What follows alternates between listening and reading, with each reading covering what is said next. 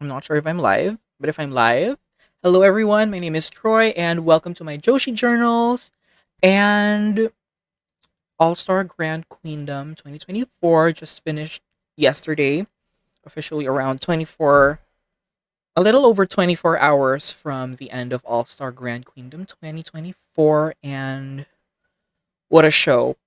But as usual, before we get too crazy, let's just double check if All Star Grand Queendom, no, if Joshi Journals is going live. Okay, I believe we're going live.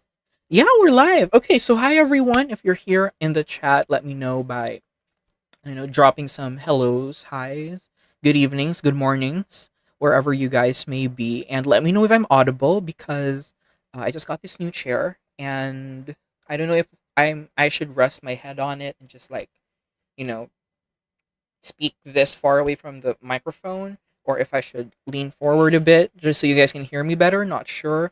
But yeah, we're here to discuss All Star Grand Queendom and what a show it was.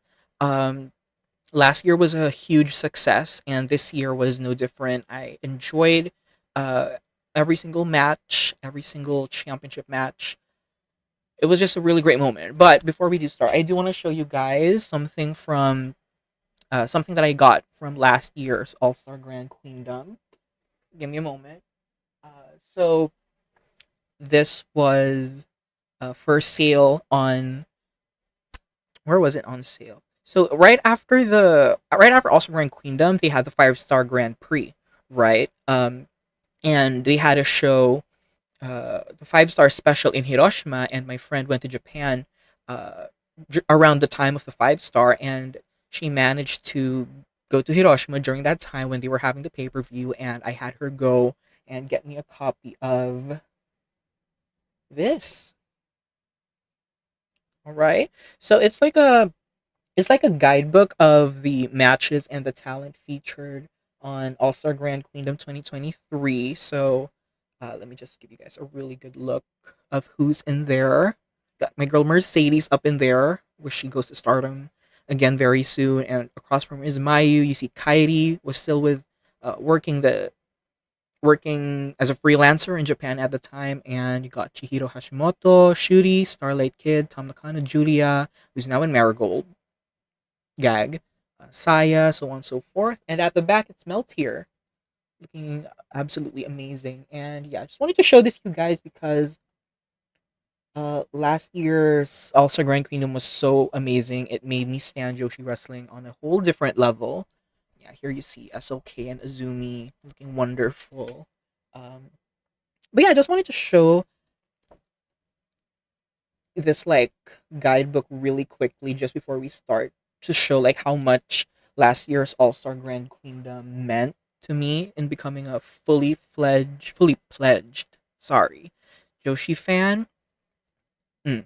And this year was no different. It was absolutely amazing. So I guess let's just start with. Oh yeah, by the way, I'm not going to cover every single match, but I'm going to cover the championship matches. So, but I guess right off the bat, I do want to comment on maybe, yeah, I guess let's talk about it really quickly.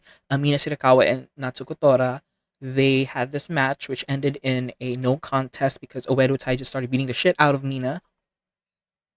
I just realized I cursed. I hope YouTube doesn't take me down for it. But yeah, it ended in a no contest, and because of that, Thekla, who was formerly in Donna Del Mondo, came back and was seemingly going to save Mina, but she blindsided her and just aligned with Oedo Tai.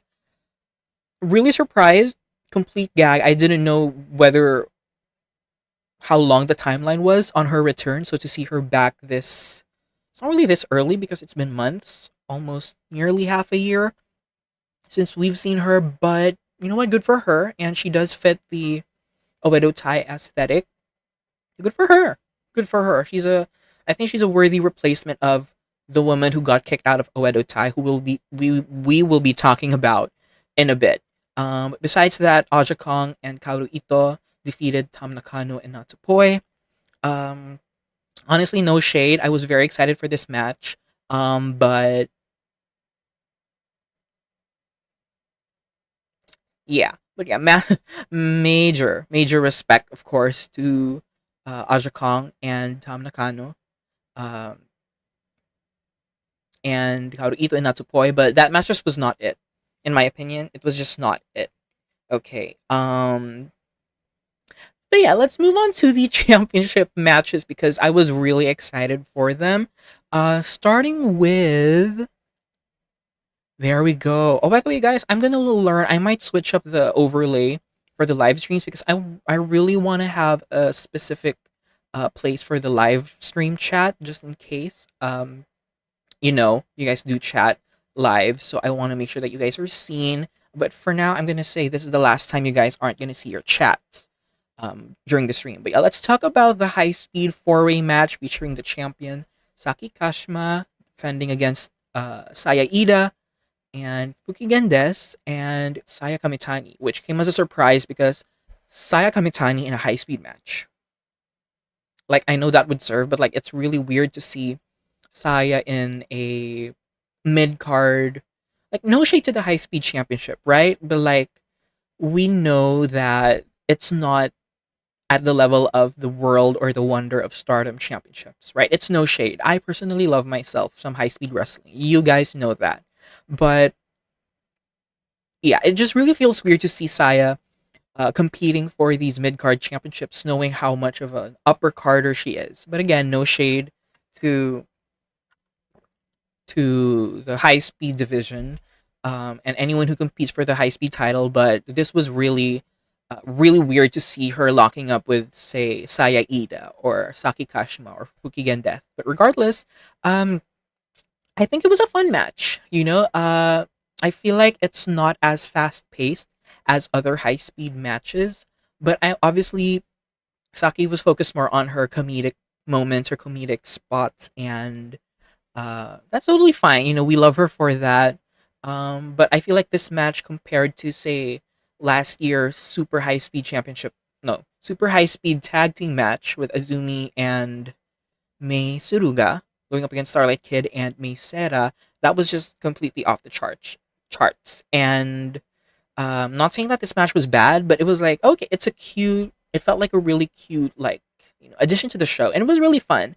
Towards the end of the match, they did get their good back and forth, and overall, Saya hit this surprise Hurricane Rana had scissors onto Fukigen Death to score the win, and I was so happy. Honestly, I was shocked, but I was also really happy. Actually, no, I wasn't that shocked because that's Saya Kamitani we're talking about, a former Wonder of Stardom champion. But yeah, it just feels weird seeing her wrestle for a mid card title. But what this means is that Saya is officially back as a singles champion, and we're gonna start seeing her in high speed championship match defenses. So I really want to see her go up against Mei Seira. I want to see her against maybe Azumi. We still have to determine who's going to be the next leader of Queen's Quest, which thank you for that wonderful support on my Queen's Quest leader video. Means a lot. I also want to see her against Starlight Kid. Um, who else are the high speed girls? Or I already said Meisera. Maybe Suzuki. Hazuki even. Like, there's so much potential knowing how well she does with a singles belt. Like, I just know that she would do wonderful as high speed champion. And by the way, she looks amazing in red. I love her in red. Absolutely beautiful.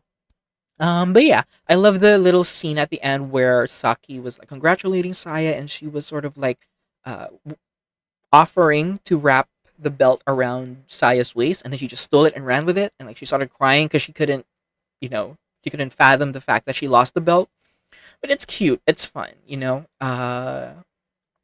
Yeah, really happy for Saya, and I hopefully this is another shot at seeing Saya just defend that title against all of the high speed girls because we know how well Saya does in uh, really fast paced environments. So yeah, really happy for Saya Kamitani. Um, Move on to another four way for the Goddesses of Stardom tag team titles. Now, you guys want to talk about high speed? This was high speed. Okay, this was absolutely insane. Absolutely mind blowing. I feel like if you have a friend who wants to like not necessarily get into wrestling, but maybe get a feel of what Japanese women's wrestling is about, at least contemporary Japanese women's wrestling and like what the girls can do, I feel like this match was the way to go. It would be the way to go to show someone into like a feel of Japanese women's wrestling. Um Insane. This match was insane to say the least. I wasn't necessarily rooting for anyone because I loved all four of these teams.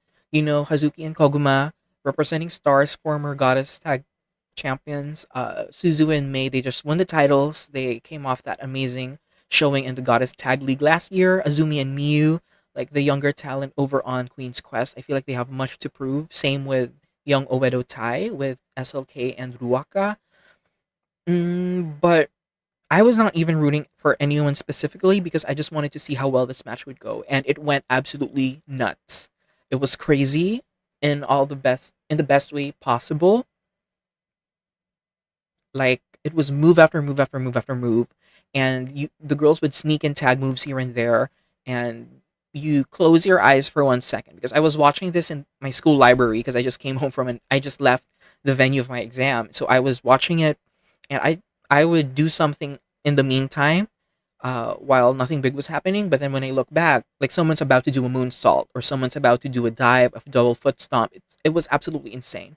Uh, I would say that the star or stars of this match would be Meisera.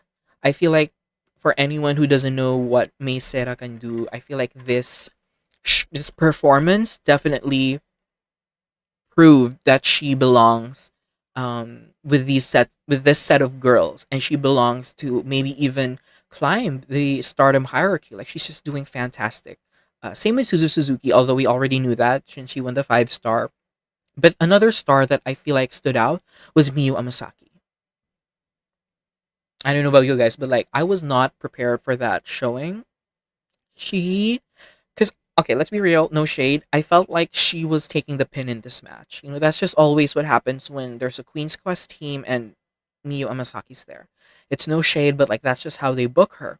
So I felt like she would be taking the pin, especially the only other viable option was Ruaka, which they ended up having her take the pin. But, you know, she just came off of a quarterfinals match in the Cinderella tournament. So I didn't think that she was going to take the pin. But to see Miyu Amasaki just hanging there with the other girls, especially with the high speed girls like Azumi, Meisera, uh, actually no shade, everyone but Ruaka is a high speed girl. No shade, but that's just the truth. So to see Miyu Amasaki just hanging there with the other girls, fantastic. You know, who knows? Maybe she could even vie for Saya's high speed championship. But all I see is improvement. She's doing amazing. Just love her energy, and yeah, as much as I wanted Queen's Quest to win out of my personal bias. It only made sense for Crazy Star to retain, given that they only won the titles about, has it only been a month? Or has it been 2 months? I'm not entirely sure. But whatever that finisher Meisera pulled out, it was like a backflip crucifix bomb of some sort. I don't know. On Ruaka, I jumped. Like, I don't know if you guys saw it, but Will Osprey quote tweeted a clip of that maneuver, and he was like, "The Japanese women's wrestlers are just putting everyone to shame, myself included." Like, you know how Will Osprey is in the ring. He's high flying, he's technical in a way, but he puts these other girls over, especially Mei Sera. Mei is absolutely amazing, and I feel like it's only a matter of time before we see her just pop off as a singles competitor. But as much as possible, I'd love to see more of her as a tag team competitor, given how well her and Suzuki have been dominating the division, kinda. You know, and I feel like there's still so much more potential matchups that they could do. But yeah, congratulations to Crazy Star. But what I really do want to talk about was after the match. So Ruaka took the pin, right? Like she ate the pin. Apparently, she gets mad and starts beating up Starlight Kid and blaming her for the loss. And then Oerutai helps Ruaka to jump SLK. And they're like blaming her that at Oerutai, the faction's always losing. Okay, no shade to Ruaka, but pretty much all shade. You girl, you are the one who eats the pins. Okay, and I'm not saying that I could do a better job at wrestling. Obviously, I can't. But storyline wise, I'm like, why are we putting the blame on Starlight Kid? Like this girl is one of the best, if not, yeah, she's one of the best, if not the best, in Oedo Tai, perhaps alongside Momo Watanabe. So why aren't we treating her with more respect as faction members? You know, if there's anyone you guys should be mad at, it's Ruaka because she took the pin, but for some reason we're jumping SLK. But anyways, so they were jumping SLK, and Tam Nakano comes out from Cosmic Angels and protects her and whispers something her into her ear, which sort of hints that she could be recruiting SLK for Cosmic Angels. Now,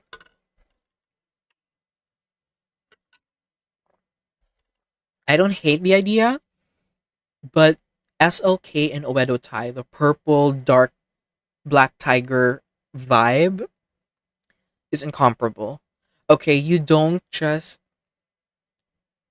I'd like to think that there's a reason why they're putting her with Cosmic Angels, if ever. And I mean, Tekla joined Oedo Tai, so as I said earlier, valid replacement. But at the same time, I feel like Dark SLK, Dark Starlight Kid in Oedo Tai was the best character that she's had that was worthy of holding maybe the white belt.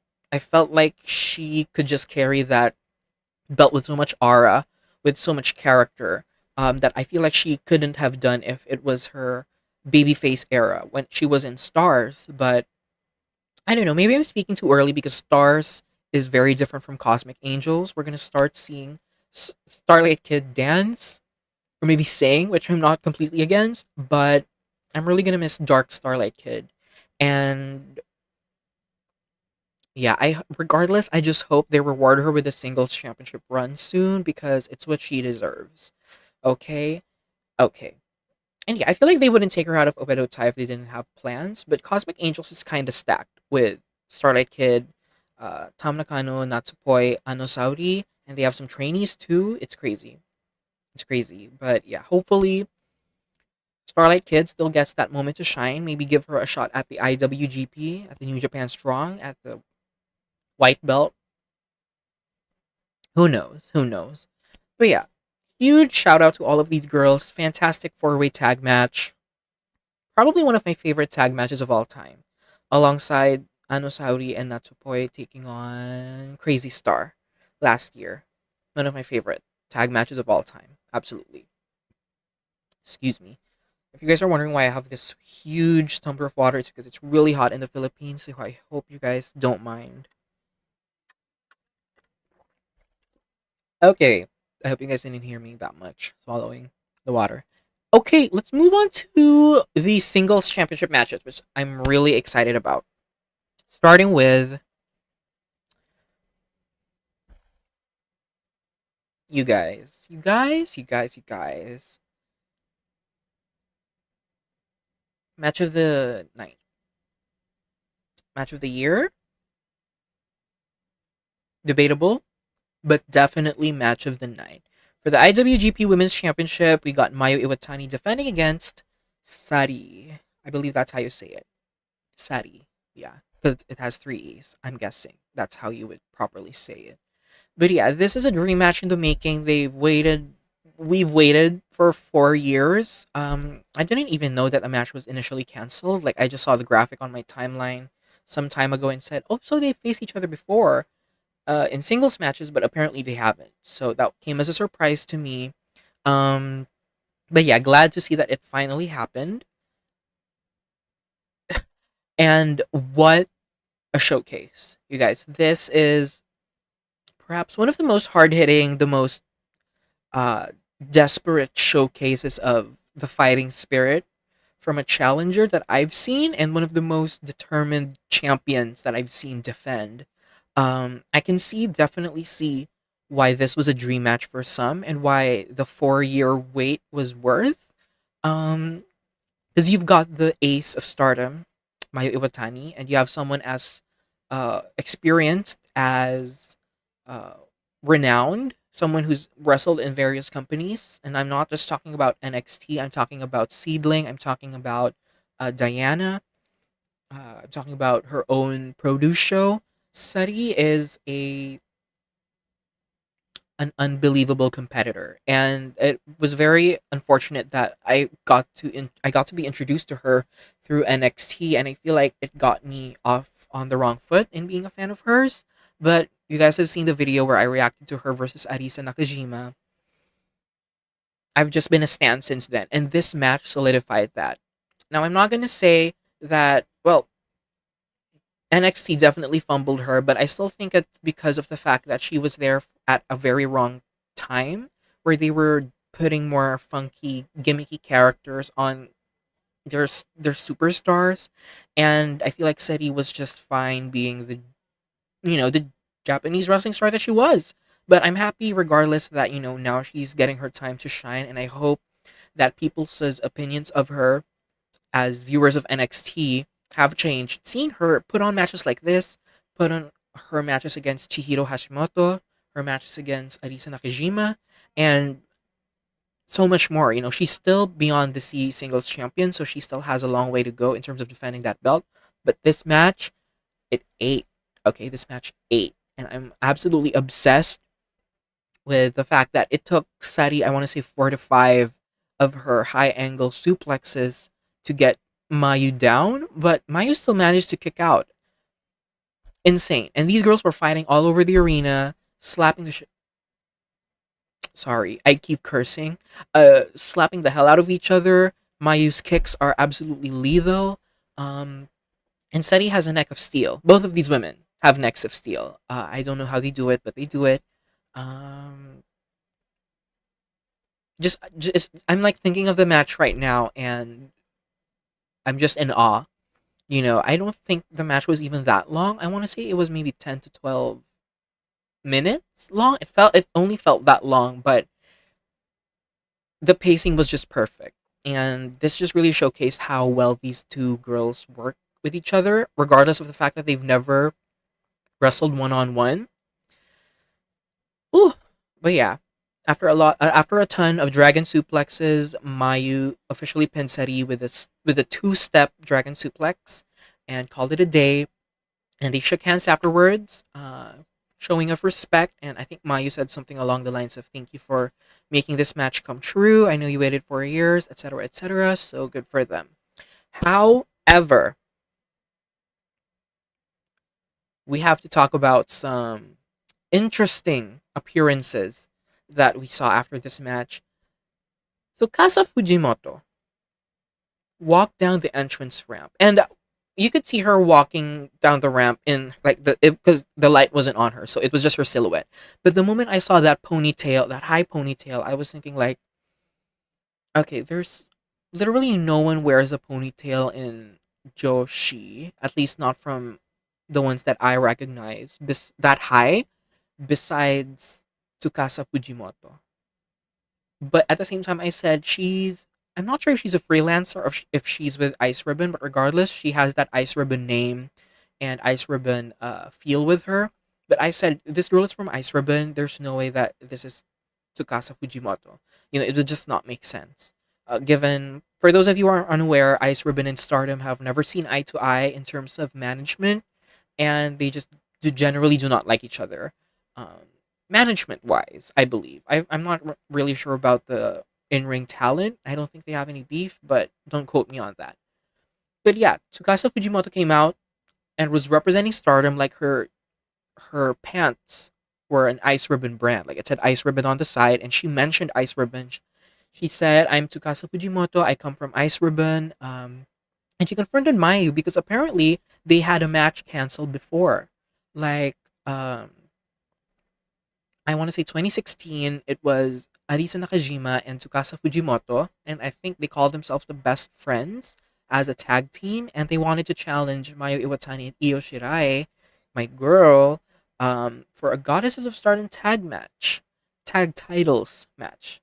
But I believe it never went through. So I'm guessing it's a very similar situation with Mayu and Sareee. So I think they want to make Tsukasa wants to make that dream match as well a reality, especially since Arisa Nakajima, excuse me, Arisa Nakajima is retiring. I want to say maybe next month. Yeah, in May. No shade, but I kind of want Mayu Iwatani to defend the title against Arisa Nakajima right before she retires. I don't know. Like, if Arisa Nakajima is never going to wrestle again, we might as well, give her a shot at the top women's championship in New Japan. Um, just so that she's on that list of challengers, and I know her and Mayu are gonna, I was about to curse again, are gonna deliver a match, a battle, about, which I would love to see, but if the case is that they're not gonna do it as a singles match, and instead they're gonna do uh Mayu Iwatani and a partner of her choosing versus Tsukasa Fujimoto and Arisa Nakajima, I'm totally fine with that. But the question is, who's going to be taking Mayu Iwatani's corner? Because obviously it's not going to be Io Shirai. She's in WWE. It's not going to be Kairi. She's also in WWE. So who's it going to be? Is it going to be...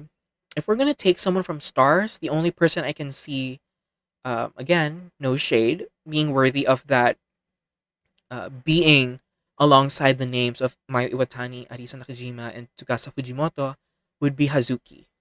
Okay, Hazuki's like the... Is it enforcer? Is that like the term they use for um like the secondary leaders of a faction? I'm not sure, but yeah, in my opinion, it has to be Hazuki. But if not, um, maybe Sareee. For the gag.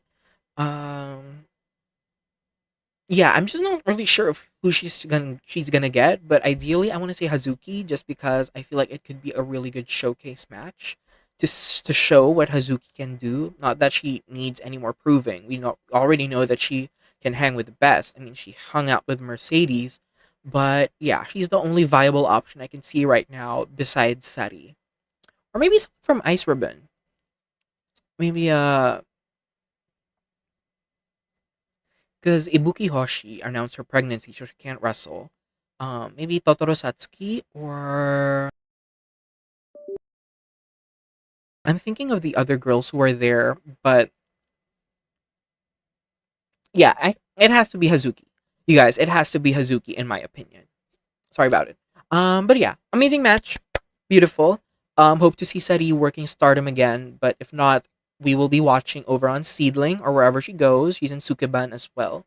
So yeah, guess let's move on to the second to the last match of the night, the semifinal. Anu Saori versus Hanan for the Wonder of Stardom Championship, the white belt. Okay, right off the bat, I want to say that this was put at a very tough spot because how do you follow Mayu Iwatani versus Sari, right? Like, if that were me, I would be very scared, and I just know.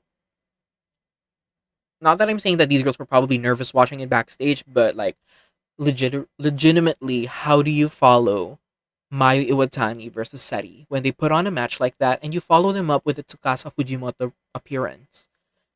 Insane. But anyway, um, let me get my drink for this one because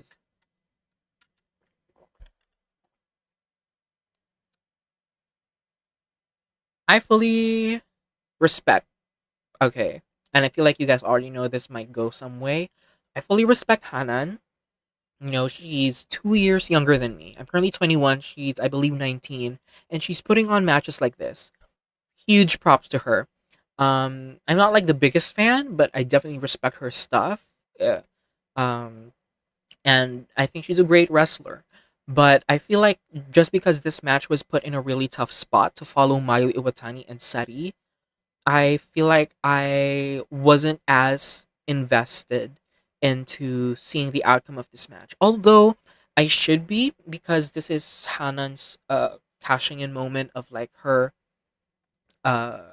Cinderella tournament win. Like, she made the wish. She wanted to challenge for the Wonder of Stardom Championship that Ano Sauri currently holds.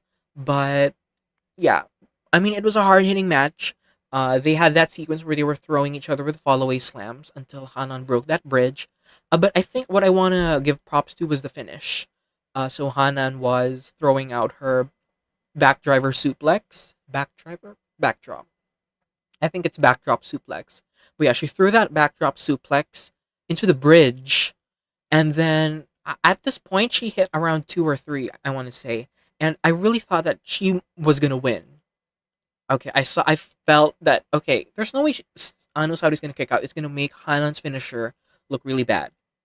But instead, Hanan exits the pin, like she rolls Anu Sauri over instead of the three count and tries to deliver a third or a fourth one. And instead, Anu Sauri lands on her feet and does her signature jackknife. I don't even know what to call it. It's like a jackknife flip over, stepping on the calves type of roll up, but it's beautiful. And that ultimately cost Hanan her championship opportunity. And again, not my favorite match of the night, but I fully respect both of these women's capabilities. But I feel like they've each had better matches in their arsenal. It's no shade, but again, I feel like it came off of the Mayu Iwatani and Sareee championship match, which was really hard to follow. But this match wasn't bad at all. I still enjoyed it for what it was, but I didn't see much replay value. Like I didn't want to rewatch the match afterwards. I sort of just took the result for what it was. But then again, huge congratulations to Hana, and regardless of the result, she got to showcase her stuff in a big fight feel. As I said, she's only 19 years old. I wasn't challenging for a top title in a promotion when I was 19, so I can't talk that much, negative stuff. So I have to put my respect for her. And props to Anosauri as well. She did really good in this match. And I look forward to seeing her defend the title more. And yeah, that's about it. I believe Natsupoi and Amisori came out. Um, which they said, I think, that they would be having a number one contendership match to see who would challenge next. Um, in some way, I can kind of see Amisore winning, just so that they could drag on Natsupoi challenging for the title off of Anosauri at a later date. But regardless, I still feel like Natsupoi will be dethroning her. And if not, I don't know. I don't know where the white belt championship is going. No shade, but for what it is, I think Sauri's doing a really good job. All right, so I think that means we will be going and jumping right into the main event of the evening. There we go. The World of Stardom Championship 2 out of 3 falls match, Maika versus Momo Watanabe.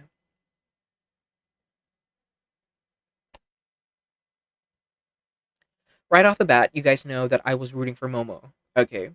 But I won't get into my comments until after I cover the match. But I was really rooting for Momo. And I want to say a significant portion of my timeline was also rooting for her. And I want to say it was a 60-40 percentage that Maika would retain and that she would lose it to Momo, respectively. But regardless, let's talk about the match first. So yeah, it was a 2 out of 3 false match. First of all, both women looked amazing. They were having a ponytail off. Maika's I want to say kimono or her entrance jacket, beautiful, and she had this really big fan that she brought to the ring. Girl, where can I get one of those? Because it's really hot here in this country. I need a big abanico, okay, to like fan myself off with. But anyway, she looked beautiful, looked like a star. So the first fall was under normal singles match rules. Excuse me again. And I'm really happy that they gave this fall to Momo because it proved that there was no interference, there was no usage of a weapon. Momo Watanabe pinned Maika clean. Clean. Okay, if this were a regular match, she could have dethroned Maika under 10 minutes. Y'all, that was crazy. So when I saw her pin Maika, I was like, can this match just end? Like, can we just pretend that that was the ending and that Momo was your new champion? But obviously not. But I was really excited for the remainder of the match. So yeah, it was amazing. Like she pulled out the peach driver for the 3 count, and yeah, I just didn't know. Well, I kind of had a premonition that Maika was gonna take the second fall, and then the last fall would be like make or break. But yeah, so Momo took the first fall in a regular match stipulation, but second fall was, let me just double check, hardcore. Yeah, the second was hardcore rules, which I feel like definitely put Oedo Tai at an advantage, considering how much they love their weapons. You know, you got Ruaka's suitcase, you got Momo's bat, and then they pulled out a ladder and the table and whatever that was that they were throwing out of the black bags. I don't know what you call them. Because it wasn't thumbtacks, it wasn't Legos. It looked like some plastic pieces. I don't know what it was, but they really pulled out all the stops. They had a superplex from the top of a ladder. They had, correct me if I'm wrong, but I'm pretty sure they had a table spot. Yeah, I think Maika put Momo through a table using the power bomb that Himeka used to use. It was a very physical physical moment, and they had this, what do you call that? Oh wait, no, that was towards the end. But was it towards the end? No, yeah, Micah, sorry, my memory is boggling right now. Micah delivered a Michinoku driver to Momo on a pile of steel steps. And I was like, Momo, you better get up, girl. She did not. Oh, we lost. We lost. No shade to the Micah stance. I love Micah too, but I needed Momo to take the fall. But anyway, Micah pinned her 1, 2, 3 on the steps and called it a day. So it was 1-1. So at this point, I wanted to say that my hope for a Momo Watanabe red belt was sort of slipping away. But at the same time, yeah, it was my acceptance stage that she wouldn't be taking it. Regardless, I wanted to enjoy the match.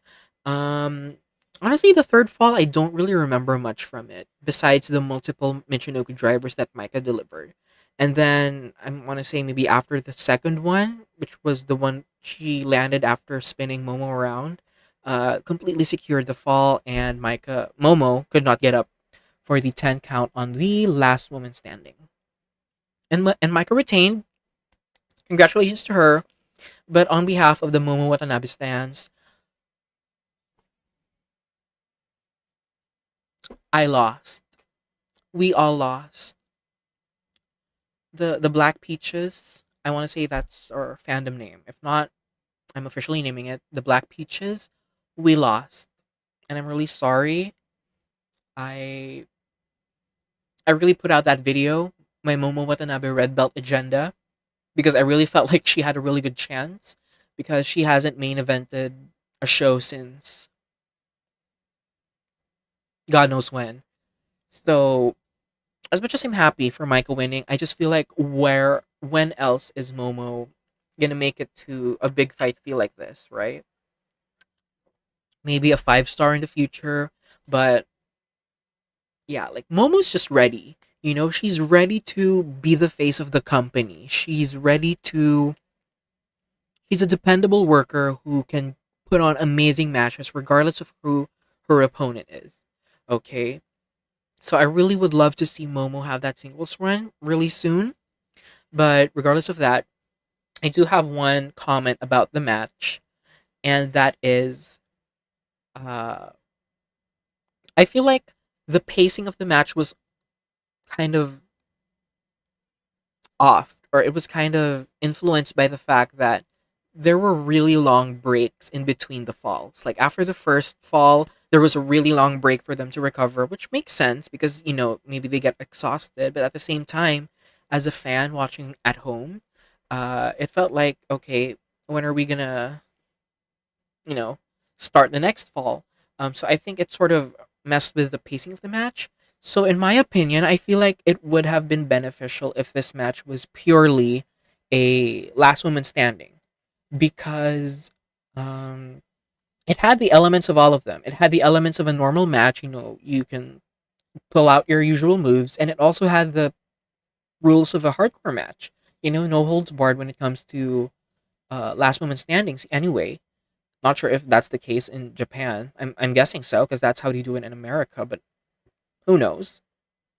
But yeah, regardless, it's a tough opinion to have because at the same time you had Momo prove her dominance by pinning Maika clean in a normal match stipulation, so that adds to her credibility. But I still feel like this match would have been way better if it was a purely last woman standing match or a purely hardcore rules match. But yeah, it was a great match. Congratulations to Mike successfully defending the title. I was expecting someone to come out and, you know, issue a challenge, but that didn't happen. But I'd like to think that maybe Tam Nakano is looking for a championship rematch because she never really lost the title. Um, I mean, who else could be challenging Maika?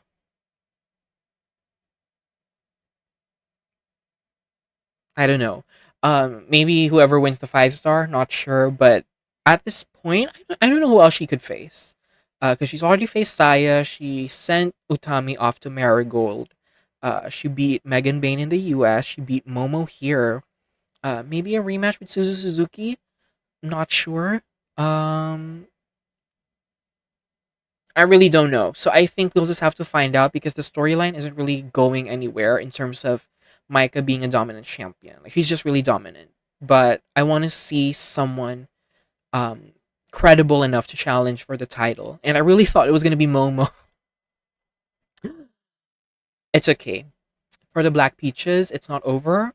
We still have lots of 5 star Grand Prix. We still have lots of Cinderella tournaments, although she's already won one, I believe. But yeah, who knows in the future, but that pretty much caps it off for All Star Grand Queendom 2024. Did you guys like it? Do you guys love it? Do you guys hate it? I hope you guys didn't hate it because that was a really good show, especially this match right here. Oh, how do I? This is me pointing to the match of the year. Okay. If you don't watch Joshi Wrestling, if you want to get into Joshi Wrestling, if you want to see what Sareee can do outside of what she was forced to do in NXT, check it out. Okay, that's your homework for today. Check it out. But yeah, thanks so much for watching the live stream, or if you're watching this at your own time, hope you enjoyed it. And yeah, All Star Grand Queendom 2024 was a huge success. Let me just put the graphic up. There we go. And yeah, by the way, I posted a promotional like post on my Instagram story advertising this live stream specifically, and Sadi reposted it. Okay, that's sister.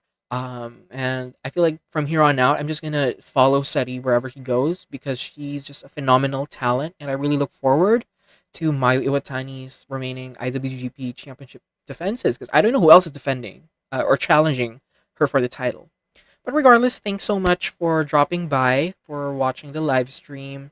Hopefully, in the future, I get to fix this stream overlay because I need a place to put the match that we're discussing, and I need a place to put the live chat because yeah, I want to read out your live chats, and when I'm when I'm in my streaming software, I can't really see that in full. So yeah, maybe in the future, but until then, we still have Flashing Champions coming up. We also have Forbidden Door, which I think New Japan will be allowing some of their Stardom talent because New Japan owns Stardom now. Correct me if I'm wrong. They acquired full ownership of Bushi Road Fight. So maybe we'll see some girls over on Forbidden Door, and we've seen some of them on AEW too and Ring of Honor. So who knows? But yeah, definitely live streams are coming back for every major pay per view. And depending on my availability, because honestly, live streams are so much easier because you just speak into a camera and no more editing, as opposed to my other videos. But yeah, hope you guys enjoyed. Have a great rest of your day. I hope it's not as hot wherever you guys are living because the Philippines is struggling. Okay. And yeah, you guys have any other ideas for videos? Anything you guys want to see me upload on the channel, let me know. Uh, Before I let you off, be sure to follow the Why can't I speak? Be sure to follow the Joshi Journals YouTube channel and all of our social media pages at Joshi Journals. And until then, I'll see you guys in the next episode, the next video, the next live stream, whatever it may be. I actually have some really interesting stuff for you guys lined up, so just be on the lookout. Joshi Journals is going to be doing some crazy stuff very soon. So yeah, stay tuned for that and enjoy your Joshi wrestling. Bye!